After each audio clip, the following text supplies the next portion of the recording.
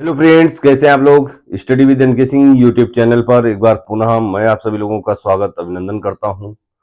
Friends, आज से हम जियोग्राफी की शुरुआत कर रहे हैं। इस जियोग्राफी को हम दो पार्ट में बांटकर देखेंगे। फर्स्ट पार्ट में हम इंडियन जियोग्राफी पर चर्चा करेंगे और सेकेंड पार्ट में वर्ल्ड जियोग्राफी पर। तो चलिए शुरू करते हैं, देखते हैं जियोग्राफी क्या है। जियोग्राफी, देखिए, ये शब्द दो शब्दों से टूट करके बना है। एक है जियो, एक है ग्राफी। जियो और एक है ग्राफी। ग्राफी, देखिए, इस ग्राफी की जगह पे कई बार आपको ग्राफिया या ग्राफोस भी लिखा मिल सकता है। जियो का अर्थ होता है अर्थ, मीन्स पृथ्वी, और इस ग्राफी का तात्पर्य है to describe. To describe means वर्णन करना। वर्णन करना। तो ये एक ग्रीक शब्द है।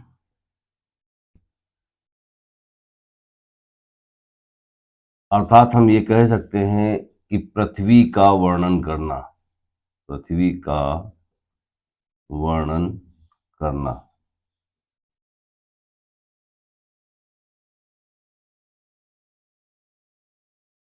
नोट, देखिए, जियोग्राफी शब्द का सर्वप्रथम प्रयोग इरेटोस्थनीज ने किया था। इस जियोग्राफी शब्द का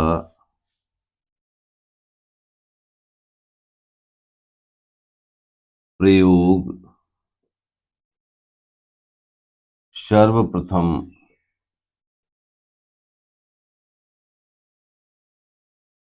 इरेटोस्थनीज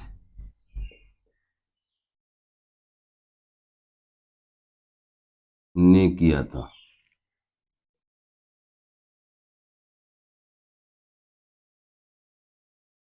जबकि हिकेटियस को जियोग्राफी का फादर बोला जाता है, अर्थात भूगोल का जनक बोला जाता है। जबकि भूगोल का पिता अर्थात जनक, it means father of geography, ये हिकेटियस को बोला जाता है।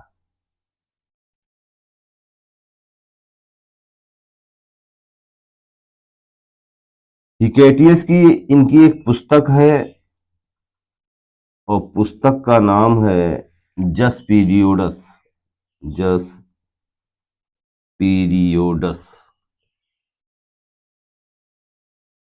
इस जस पीरियोडस का तात्पर्य है पृथ्वी का वर्णन करना। पृथ्वी का वर्णन करना। तो ये कुछ जियोग्राफी शब्द का अर्थ था, और इसके अंतर्गत हमने चर्चा की कि जियोग्राफी, इट मीन्स, ये दो शब्दों से मिलकर के बना है, जियो प्लस ग्राफी या ग्रेफिया या ग्रेफोस। जियो का तात्पर्य है पृथ्वी, और ग्रेफी या ग्रेफिया या ग्रेफोस का तात्पर्य है टू डिस्क्राइब, अर्थात वर्णन करना। तो इन नटसेल हम ये कह सकते हैं कि जियोग्राफी शब्द का तात्पर्य है पृथ्वी का वर्णन करना। इसके अलावा हमने बात की कि इरेटोस्थनीज वो प्रथम व्यक्ति था जिसने जियोग्राफी शब्द का इस्तेमाल किया था। हाँ, हालांकि ये बात अलग है कि हिकेटियस को भूगोल का पिता या जनक के रूप में माना जाता है, और हिकेटियस की एक पुस्तक है जिसका नाम है जस पीरियोडस।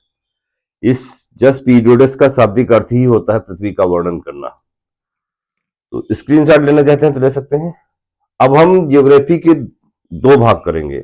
जियोग्राफी को दो भागों में बांट के देखेंगे। पहला होगा इंडियन जियोग्राफी और दूसरा होगा वर्ल्ड जियोग्राफी। तो इसके अंतर्गत अब हमारा अगला बिंदु होगा इंडियन जियोग्राफी।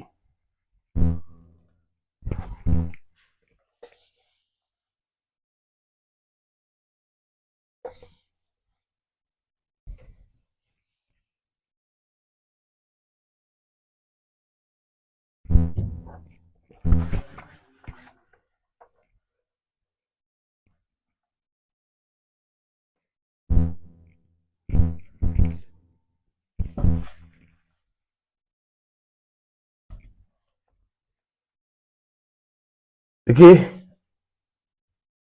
जियोग्राफी के अंदर हम दो ब्रांच देखेंगे। जियोग्राफी, इंडियन जियोग्राफी,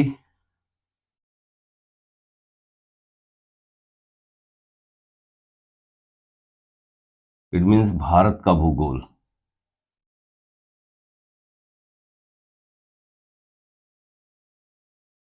और वर्ल्ड जियोग्राफी,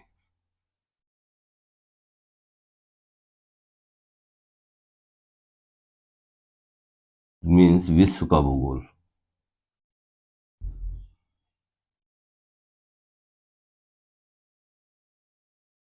तो हमारा चर्चा का आज का जो विषय है वो है इंडियन जियोग्राफी।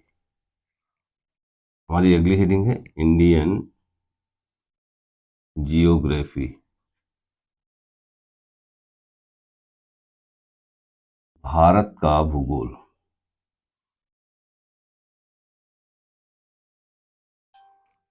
देखिए, इसके अंतर्गत हम सबसे पहले ये देखेंगे कि भारत का नामकरण कैसे हुआ, अर्थात भारत के अन्य कितने नाम हैं, उसे किन किन नामों से नवाजा गया।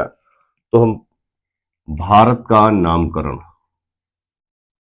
भारत का नामकरण, देखिए, भारत का नामकरण की जब बात आती है तो हमारे देश के जो दो ऑफिशियल नाम मिलते हैं वो हमें संविधान से ज्ञात होते हैं। अर्थात संविधान के, देखिए, पहला हमारा बिंदु है भारतीय संविधान के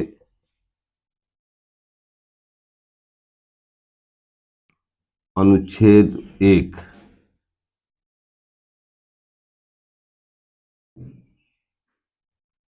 भारतीय संविधान का जो अनुच्छेद 1 से हमें प्राप्त होता है कि भारत के दो ऑफिशियल नेम हैं।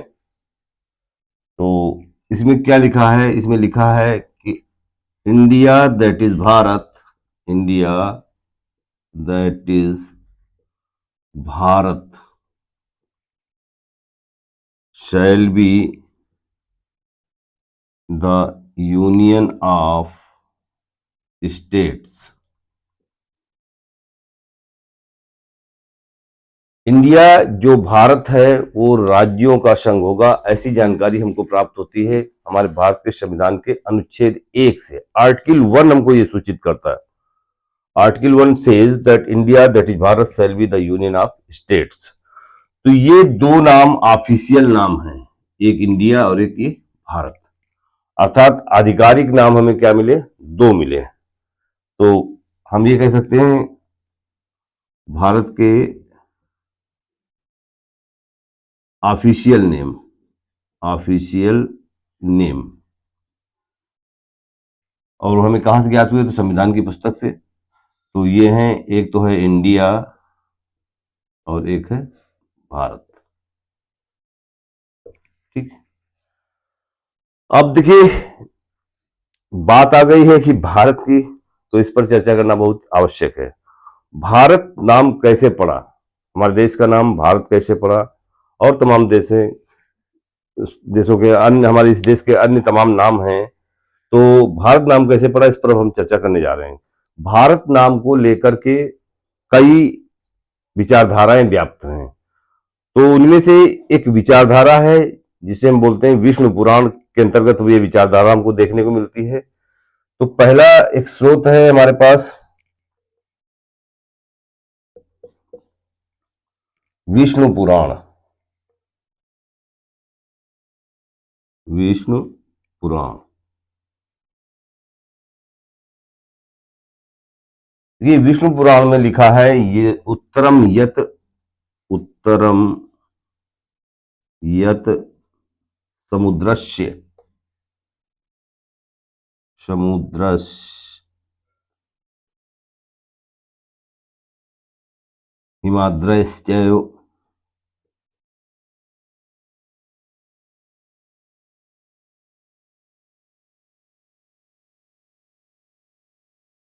दक्षिणम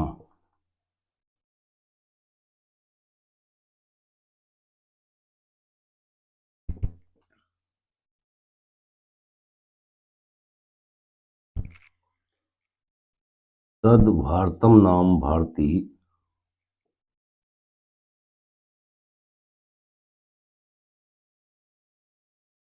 यत्र संतति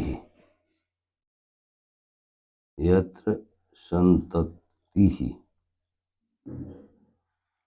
देखिए, विष्णु पुराण में एक श्लोक देखने को मिलता है। उस श्लोक में लिखा है कि उत्तरम यत समुद्रस्य हिमाद्रश्चैव दक्षिणम वर्षम तद भारतम नाम भारती यत्र संतति। अब देखिए, ये हमें यहां पर भारत नाम देखने को ये मिला।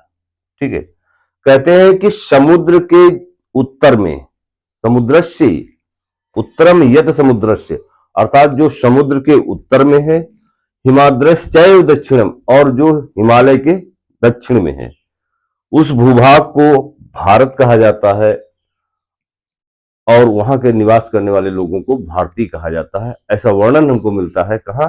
तो ऐसा वर्णन हमको विष्णु पुराण में देखने को मिलता है कि वह भूभाग उत्तरम यत समुद्रस्य, अर्थात वो भूभाग जो समुद्र के उत्तर में है, हिमाद्रश्चैव दक्षिणम, जो हिमालय के दक्षिण में है, वर्षम तद भारतम नाम भारती यत्र संतति, अर्थात उस भूभाग को हम भारत के नाम से जानते हैं और वहां के रहने वाले लोगों को भारतीय कहा जाता है। ऐसा इस श्लोक से हमें ज्ञात होता है। तो एक तो विचारधारा हमको ये पता चली कि हमें भारत नाम कहां से प्राप्त हुआ। ठीक है, अब एक विचारधारा है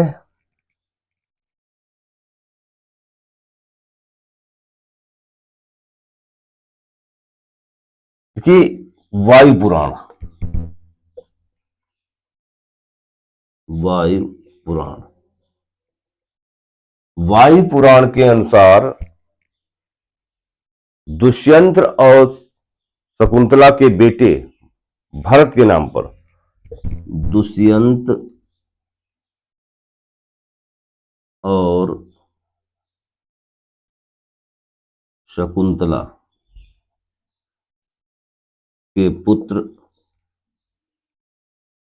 भरत के नाम पर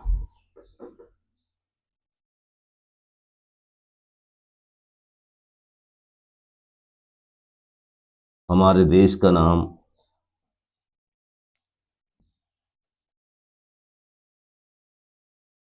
भारत पड़ा।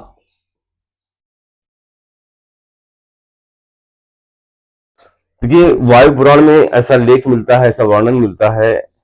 आप जानते हैं दुष्यंत और शकुंतला ने गंधर्व विवाह किया था और उसके बाद में इनकी एक लंबी कहानी है कि दुष्यंत को श्रापवश वो भूल जाते हैं और शकुंतला को भूल जाते हैं और बाद में इसी शकुंतला से एक पुत्र पैदा होता है। ये इतना वीर और इतना प्रतापी था, कहते हैं कि बचपन में शेर के बच्चों के साथ खेलता था और उनके दांत गिनता था। तो ये कुछ ऐसे जानकारी हमको प्राप्त होती है वायु पुराण, और इसी भरत के नाम पर, इसी भरत के नाम पर हमारे देश का नाम भारत पड़ा। ये एक सर्वमान्य मत है, ज्यादातर लोग इस मत से सहमत हैं। तो एक मत ये भी देखने को मिलता है, यहां से भी हमें भारत नाम दिखाई पड़ता है। स्क्रीनशॉट लेना चाहते हैं तो ले सकते हैं, चर्चा को आगे बढ़ाते हैं।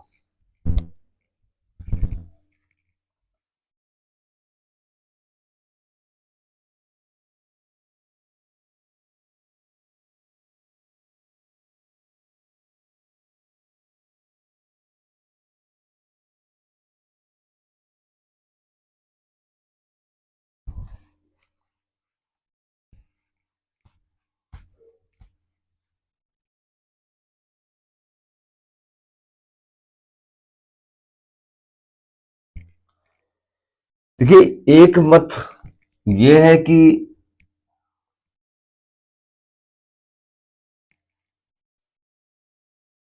जैन तीर्थंकर, जैन धर्म के जो प्रथम तीर्थंकर हैं ऋषभदेव, यानी प्रथम तीर्थंकर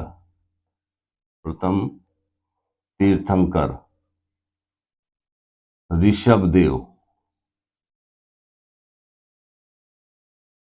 कहते हैं प्रथम तीर्थंकर ऋषभदेव के 100 पुत्रों में से बड़े पुत्र भरत थे और वो चक्रवर्ती सम्राट बने।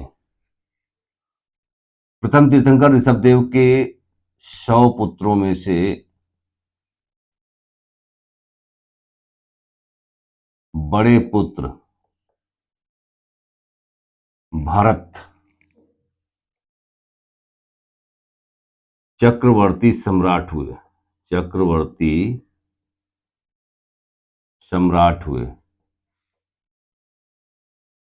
और इन्हीं के नाम पर हमारे देश का नाम भारत पड़ा। और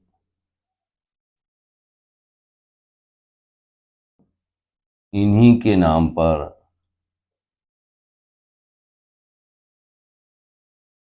हमारे देश का नाम भारत पड़ा। का नाम भारत पड़ा। तो भारत को लेकर के एक कंसेप्ट हमको देखने को ये मिलती है। इसके अलावा एक मत और व्याप्त है, उसमें लिखा है, आप जानते हैं कि हमारे ऋग्वेद में 10 मंडल हैं और इन 10 मंडलों में 7वां मंडल जो है उसमें दशराग्य युद्ध का वर्णन दिया गया है। ऋग्वेद के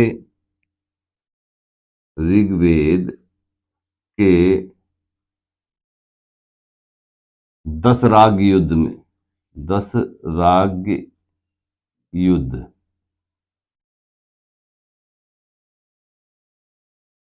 ऋग्वेद के दशराग्य युद्ध जो कि लड़ा गया, ऋग्वेद के दशराग्य युद्ध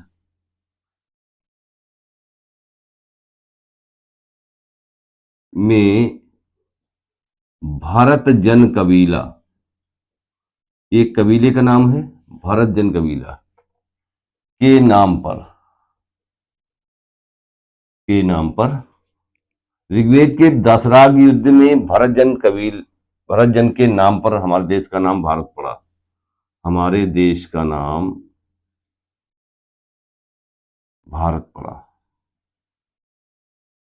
थोड़ा इसके विषय में संक्षिप्त चर्चा करते हैं। देखिए, एक तरफ था भरत जन कबीला, भरत जन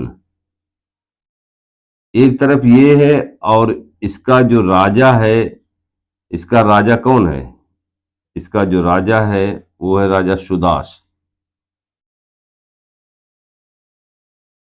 और इनका जो पुरोहित है वो कौन है? तो गुरु वशिष्ठ हैं, गुरु वशिष्ठ। और एक तरफ कौन है? 10 राजाओं का समूह, 10 राजाओं का समूह। देखिए, ये जो है इस ऋग्वेद के 7वें मंडल में 10 कबीलों का वर्णन आता है, जिनमें यदु, अनु, द्रुहु, यदु, पुरु, तुर्वस, शिव, वैशाणिक, पक्त, भलानस, इस तरीके से बहुत सारे कबीलों का वर्णन आता है। लेकिन आप ऐसे समझ लीजिए, मैं कुछ कबीलों को यहाँ इंगित कर दे रहा हूँ, सारे को नहीं लिखना है, हमारा मकसद इस युद्ध को बढ़ाना नहीं है।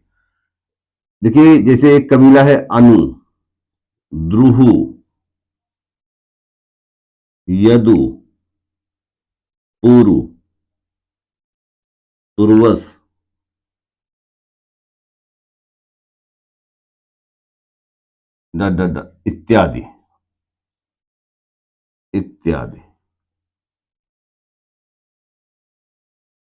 इत्यादि जनो जो है इत्यादि। ये कुछ आप ऐसे समझिए कि 10 राजाओं का समूह है, और ये 10 राजा कहाँ, ये कबीलों के नाम है अनु, द्रुहु, यदु, पुरु, तुर्वस। ठीक है, इसके अलावा मैंने बोला वैशाणिक है, अनल है, पक्त है, शिव है, भलानस है, इस तरीके से 10 कबीले हैं। तो इनका जो गुरु है वो कौन है? तो गुरु वशिष्ठ हैं। इनके जो पुरोहित हैं पुरोहित, गुरु विश्वामित्र हैं, गुरु विश्वामित्र, विश्वामित्र। इस ये युद्ध लड़ा कहां गया? तो यह युद्ध परुष्णी नदी के किनारे लड़ा गया। परुष्णी, तब की परुष्णी, आज की रावी नदी। परुष्णी नदी के किनारे लड़ा गया, के किनारे लड़ा गया।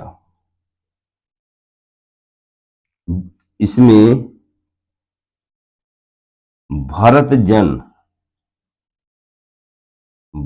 जन के राजा सुदास की विजय हुई। राजा सुदास की विजय हुई।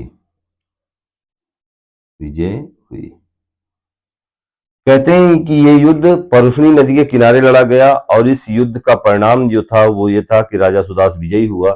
क्योंकि राजा सुदास का जो संबंध था वो भरत जन कबीले से था, इसलिए इस कबीले के भरत जन के नाम पर हमारे देश का नाम भारत पड़ा। एक ऐसी भी मान्यता व्याप्त है। तो स्क्रीनशॉट लेना चाहते हैं तो ले सकते हैं। और आप ध्यान रखिएगा कि ऋग्वेद के ये दशराग युद्ध का वर्णन पहला ज्ञात युद्ध है और इसका वर्णन ऋग्वेद के 7वें मंडल में हमें दिखाई पड़ता है। ठीक है, तो यहां पर भरत जन कबीला है। इस भरत जन कबीले के राजा सुदास की जब जीत हुई तो इस कबीले का बड़ा नाम सम्मान बहुत ही ज्यादा हुआ और हम ऐसा कहा जाता है कि इसी कबीले के नाम पर हमारे देश का नाम भारत पड़ा। एक ऐसा मत भी हमको देखने को मिलता है। तो भारत नाम कैसे पड़ा, इस बात को लेकर के हमने विशेष चर्चा की कि हमारे देश का नाम भारत कैसे पड़ा। ठीक है, आगे देखते हैं और कौन कौन से नाम हमारे देश के हैं। स्क्रीनशॉट लेना है तो ले सकते हैं। चर्चा को आगे बढ़ाते हैं।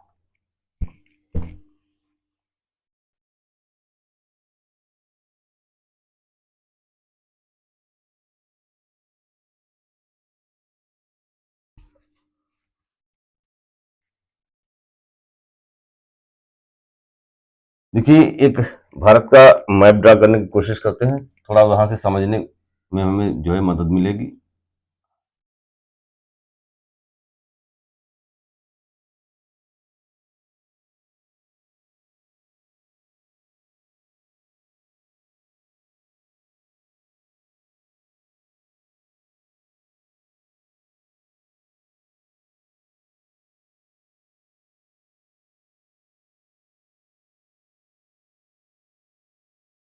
सपोज करिए कि ये भारत का मैप है। आप जानते हैं कि यहां पर ये काराकोरम श्रेणी है, काराकोरम, बीच में ये लद्दाख श्रेणी है और फिर ये जास्कर श्रेणी है और यहीं पर ये कैलाश श्रेणी है। कैलाश रेंज बोलते हैं, कैलाश रेंज। और यहां पर एक ग्लेशियर है, ये ग्लेशियर है। इस ग्लेशियर का नाम है चेमायुंगदुंग, चेमायुंगदुंग ग्लेशियर, चेमायुंगदुंग ग्लेशियर, या फिर इसे हम बोखरचू हिमानी कहते हैं। क्या कहते हैं? बोखरचू हिमानी। देखिए, यहां से कुछ कंसेप्ट निकलेगी, इस वजह से मैं ये फिगर बना रहा हूं। आप जानते हैं कि यहां से एक नदी निकली और ये लद्दाख वाली जगह में जहां पर ये प्रवेश की, इस जहां पर ये भारत में प्रवेश कर रही, इस स्थान का नाम है दमचौक, दमचौक। इसके बाद में ये लद्दाख और जास्कर के बीच से ऐसे बहती हुई ये जम्मू कश्मीर में एक जगह है बुंजी, वहां पर एक गार्ज बनाएगी, बुंजी नाम का गार्ज, और बना करके ये यहाँ पर इस स्थान का नाम जहां पर ये भारत को छोड़ रही है और पाकिस्तान में प्रवेश कर रही है, इसका नाम है चिल्लाम, चिल्लाम, चिल्लाम। और उसके बाद में आप जानते हैं कि ये नदी जो है ये पाकिस्तान में प्रवेश करके ये अरब सागर के पास में, अरब सागर के पास में ये मीथान कोट एक जगह है, मीथान कोट, मीथान कोट के पास में ये आकर के अरब सागर में अपना जल गिरा रहे। अचानक इसकी जरूरत बताने क्यों पड़ी? तो देखिए, बताने की जरूरत इसलिए है क्योंकि कुछ कंसेप्ट यहां से निकलेगी। तो हमारा अगला बिंदु है कि वैदिक काल में, वैदिक काल में इसे क्या कहा जाता है? तो देखिए, वैदिक काल में, वैदिक काल में हमारे देश को सप्त सैंधव प्रदेश कहा जाता था, सप्त सैंधव प्रदेश कहा जाता था। एक नाम हमको ये मिला, सप्त सैंधव प्रदेश, ये सप्त सैंधव प्रदेश। अब ये सप्त सैंधव प्रदेश कुछ और नहीं, आप जानते हैं यहीं पर, यहां पर ये सिंधु नदी है, सिंधु नदी के अलावा सतलज है, ब्यास है, रावी है, झेलम है, चिनाब है। इन तमाम नदियों से मिलकर के एक ये भूभाग बनता है जिसे हम सप्त सैंधव प्रदेश कहते हैं। क्या कहते हैं? सप्त सैंधव प्रदेश। तो ये सिंधु एवं उसकी सहायक नदियों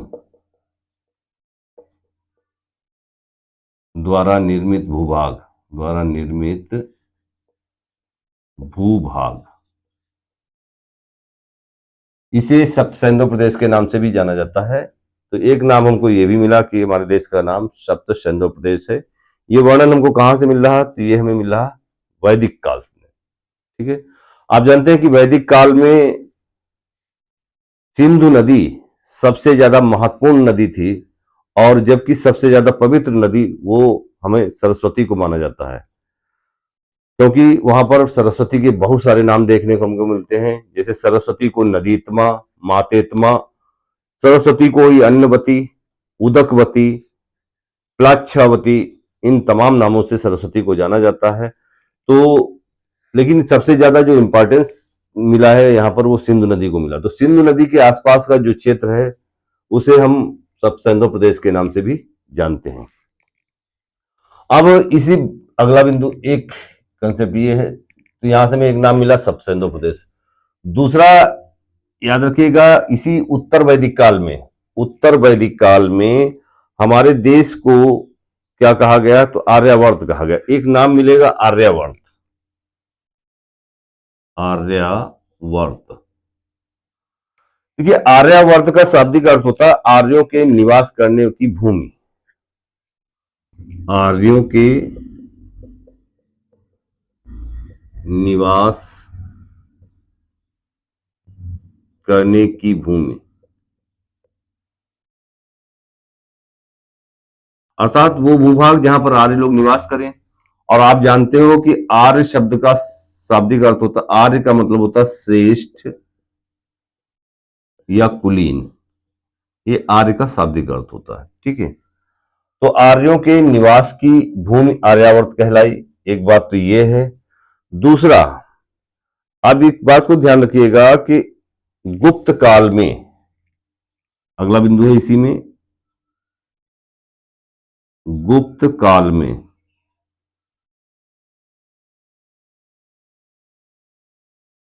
इसी आर्यावर्त को, इसी आर्यावर्त को कुमारी द्वीप कहा गया है, कुमारी द्वीप कहा गया है, कहा गया है। तो देखिए, ये कुमारी द्वीप कहा गया है गुप्त काल में। आर्यावर्त, आर्यों के निवास करने की भूमि, आर्य का मतलब होता है श्रेष्ठ या कुलीन। गुप्त काल में इसी आर्यावर्त को क्या कहा गया है? तो ये कुमारी द्वीप कहा गया है। इसके अलावा मार्कंडेय पुराण और विष्णु पुराण में इसे भारतवर्ष के नाम से जाना गया है। मार्कंडेय,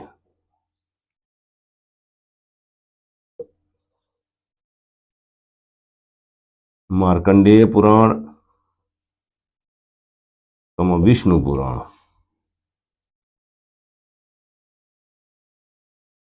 में इसे इसे मीन्स आर्यावर्त को भारतवर्ष कहा गया है,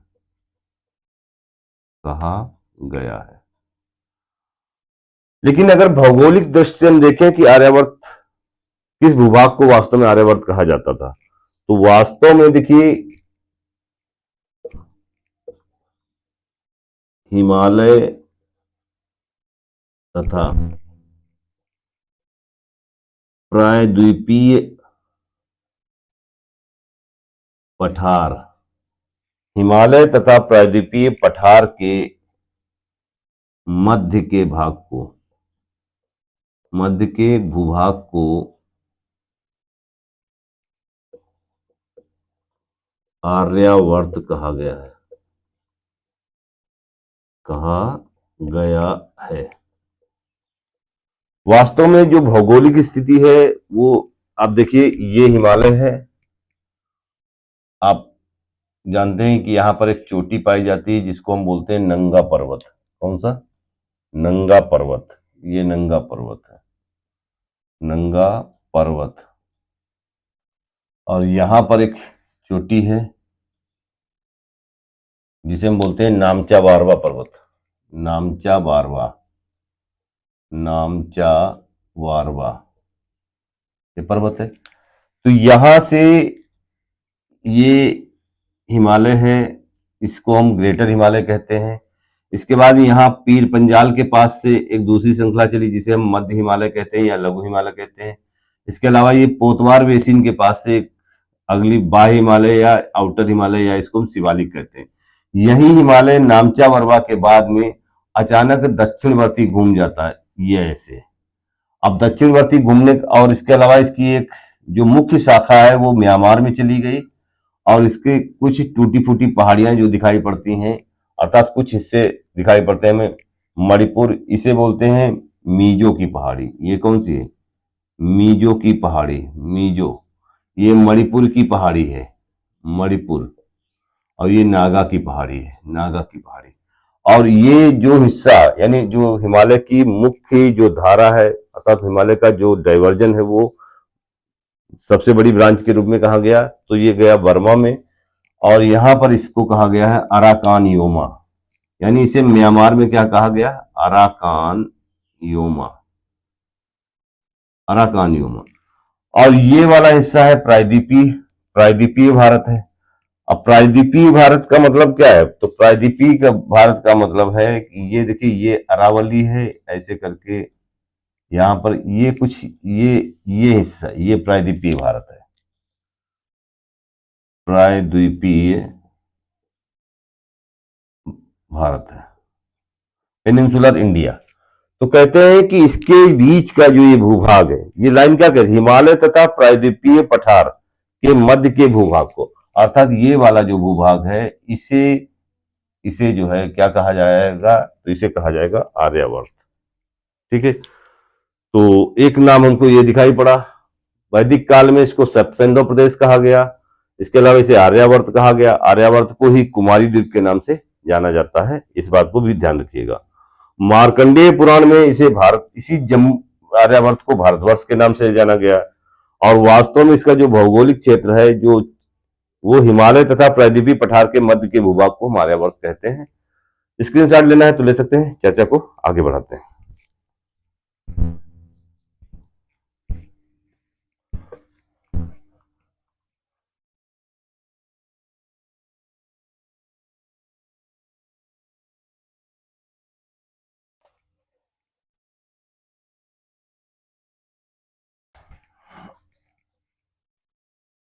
देखिए, हमारे देश का एक नाम ब्रह्मवर्त मिलता है, ब्रह्मवर्त, ब्रह्मवर्त। हमारे देश का एक नाम ब्रह्मावर्त भी मिलता है। अब ये ब्रह्मवर्त क्या है?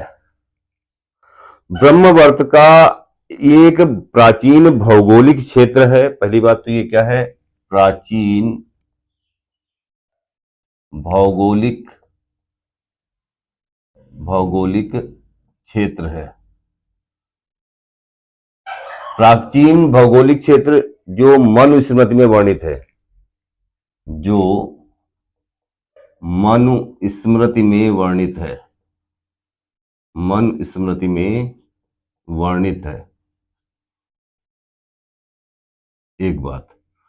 दूसरे, इस ब्रह्मावर्त का तात्पर्य होता है देवताओं द्वारा निर्मित, देवताओं द्वारा निर्मित भूमि, निर्मित भूमि। ब्रह्मवर्त का शाब्दिक अर्थ है देवताओं द्वारा निर्मित भूमि, और एक प्राचीन भौगोलिक क्षेत्र है जो मनुस्मृति में वर्णित है। इसके अलावा देखिए, इसकी एग्जैक्ट लोकेशन अगर हम देखना चाहें तो ये है, यह क्षेत्र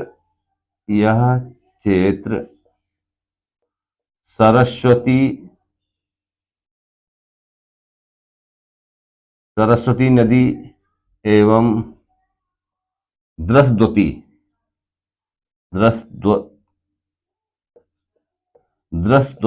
नदी के बीच का भूभाग है, के बीच का भूभाग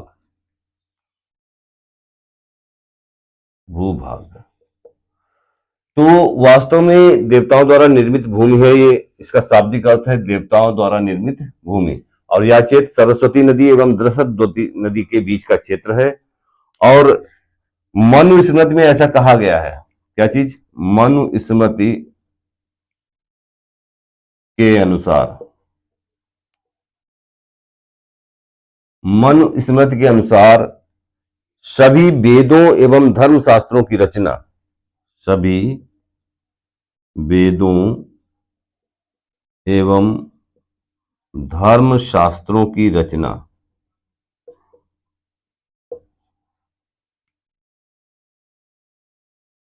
इसी नदी के किनारे हुई। रचना इसी क्षेत्र में ऋषियों द्वारा की गई, ऋषियों द्वारा की गई। तो एक हमको वर्णन ये दिखाई पड़ता है कि हमारे देश का नाम ब्रह्मवर्त भी है। क्या है? ब्रह्मवर्त।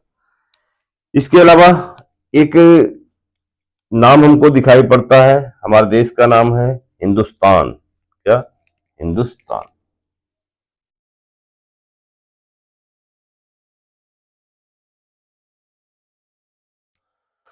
देखिए, ये नाम जो है हमें पारसियों के द्वारा दिया हुआ नाम है। ठीक है, पारसी लोग सा का उच्चारण हा करते हैं। ठीक है, उस समय सा का उच्चारण हा करते थे। पारसियों द्वारा दिया गया नाम पारसी, उस समय पारसी लोग जो थे वो सा का उच्चारण हा करते थे, इसलिए उस सिंधु को हिंद बोलते थे और उसके आसपास रहने वाले क्षेत्र लोगों को हिंदू बोलते थे, और उसी से एक नाम पड़ा हिंदुस्तान। तो ये पारसियों द्वारा दिया गया नाम है, इस बात का ध्यान रखिएगा। एक नाम हमारा और देखने को मिलता है जम्बू द्वीप। क्या चीज? जम्बू द्वीप। देखिए, ये नाम हमको बौद्ध काल में वर्णित नाम है। ये बौद्ध काल में वर्णित नाम है, अर्थात जम्बू द्वीप में वर्णित नाम। जम्बू द्वीप का वर्णन बौद्ध काल में हमको दिखाई पड़ता है। देखिए, इस जम्बू द्वीप को लेकर के भी कई मान्यताएं प्रचलित हैं। कुछ लोगों का ऐसा मानना है कि यहाँ पर जामुन के बहुत ज्यादा वृक्ष थे, इसलिए भूभाग को जम्बू द्वीप कहा गया। कुछ लोगों का एक जो पौराणिकता में विश्वास करते हैं, उनका मानना ऐसा है कि भीष्म पर्व में एक कहानी है जो संजय धृतराष्ट्र को सुना रहा है, कुरुक्षेत्र के मैदान में जो युद्ध चल रहा है उसके संबंध में। और वहां पर एक कल्पना की गई है सुमेरु पर्वत की, और सुमेर पर्वत के पीछे एक वृक्ष है जिसे सुदर्शन वृक्ष बोलते हैं, और उसका फल जो है उसे ही जम्बू कहा जाता है, अर्थात जामुन का फल है। वो फल इतना बड़ा है कि जब वो टूट करके नीचे गिरता है तो एक विस्फोट जैसी आवाज होती है, और उसी से एक नदी निकलती है जिसे हम, और उस नदी के कारण ही इस द्वीप को जम्बू द्वीप कहा गया। इस तरीके की एक कल्पना दिखाई पड़ती है, लेकिन मैंने कहा ये तभी है जब आप पौराणिकता में विश्वास करते हैं। इसका वर्णन कहां पर आपको दिखाई पड़ेगा, तो मैं पहले से बता देता हूं, भीष्म पर्व में। महाभारत के भीष्म पर्व में ऐसा वर्णन मिलता है। ठीक है, तो ये जम्बूद्वीप एक नाम हमको दिखाई पड़ता है। अब एक नाम हमको दिखाई पड़ता है इंडिया। देखिए, ये एक ग्रीक भाषा का शब्द है इंडोई। ग्रीक भाषा का, ग्रीक मतलब यूनानियों की जो भाषा है, ग्रीक भाषा के इंडोई, इंडोई से लिया गया शब्द है, लिया गया शब्द है, जिसका तात्पर्य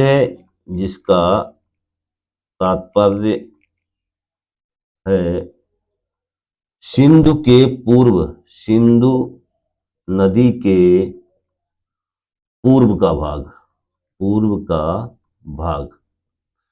अब देखिए, ये जो सिंधु नदी बहती आ रही है, तो इसके ये पूर्व का भाग, ये वाला भाग जो है, ये सिंधु के पूर्व का भाग है। तो ये सिंधु के जो पूर्व का भाग है, ये पूर्व का भाग किसके? तो सिंधु के, सिंधु के पूर्व का भाग है, इसे ही इंडिया कहा गया है। और आप देखिए, आप ऐसे भी समझ सकते हैं कि इंडस नदी के नाम पर इस हमारे देश को इंडिया कहा गया है। और कुछ लोगों का एक ऐसा मत भी दिखाई पड़ता है कि चंद्रगुप्त मौर्य ने जब सेल्यूकस निकेटर की लड़की से शादी की, तो उसी सेल्यूकस निकेटर का एक सेनापति, एक दूत है जिसे हम बोलते हैं, जिसने इंडिका नाम की पुस्तक लिखी, मेगस्थनीज। तो मेगस्थनीज की जो पुस्तक है, जिसका नाम इंडिका है, उसके नाम पर भी इस देश को इंडिया के नाम से जाना जाता है।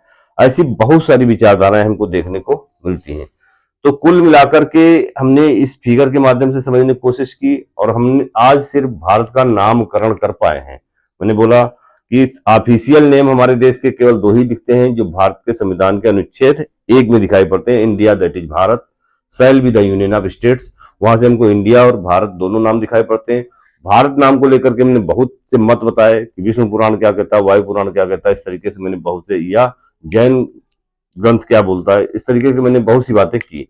भारत के अलावा मैंने बताया कि इसे आर्यावर्त कहा जाता है, इसे जम्बूद्वीप कहा जाता है, इसे ब्रह्मवर्त कहा जाता है, इसके अलावा इसे इंडिया कहा जाता है, इसे हिंदुस्तान कहा जाता है, इन तमाम। और एक नाम और दिखाई पड़ता है, इसे रेवाखंड। एक नाम और मैं यहां लिखे दे रहा हूं, अगला नाम है रेवाखंड, रेवाखंड। देखिए, मध्य प्रदेश में एक नदी बहती है जिसका नाम है रेवा नदी, और रेवा नदी के आसपास का जो क्षेत्र है, जो आज की डेट में वास्तव में उज्जैन और शहडोल के पास का क्षेत्र है, वो रेवाखंड कहा जाता है। ठीक है, इसका वर्णन कहाँ मिलता है? तो स्कंद पुराण में मिलता है। स्कंद पुराण में रेवा नदी के आसपास का क्षेत्र, आसपास का क्षेत्र, ठीक है, रेवा नदी के आसपास का क्षेत्र है। और यहां पर सत्यनारायण स्वामी भगवान की विशेष पूजा के साक्ष्य मिलते हैं। यहां से साक्ष्य किसके मिलते हैं? तो साक्ष्य मिलते हैं सत्यनारायण स्वामी की पूजा, सत्यनारायण स्वामी, भगवान सत्यनारायण स्वामी की पूजा के साक्ष्य यहीं से मिलते हैं। भगवान सत्यनारायण स्वामी की पूजा के साक्ष्य,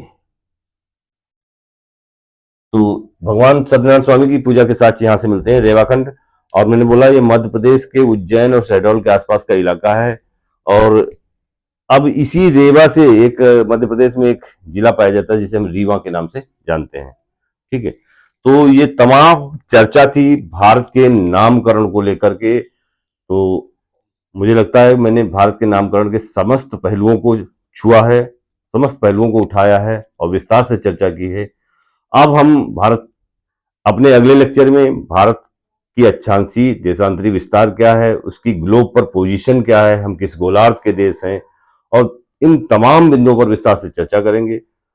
आज से हमने भूगोल की एक नई शुरुआत की है। अगर आप लोगों का सपोर्ट बहुत अच्छा मिला, हमारा मनोबल आपने बढ़ाया, हमें लाइक और सब्सक्राइब करके अगर आपने हमारा मनोबल बढ़ाया, तो हम और बेहतरीन कंटेंट लाने की कोशिश करेंगे और आपके लिए बेहतरीन से बेहतरीन तथ्य जो है आपके सामने रखेंगे। तो मैं आशा करता हूं, मुझे आशा ही नहीं वरन पूर्ण विश्वास है कि आप लोग इसे लाइक करेंगे, सब्सक्राइब करेंगे और हमारा मनोबल बढ़ाएंगे। तो मिलते हैं नेक्स्ट वीडियो में, तब तक के लिए जय हिंद।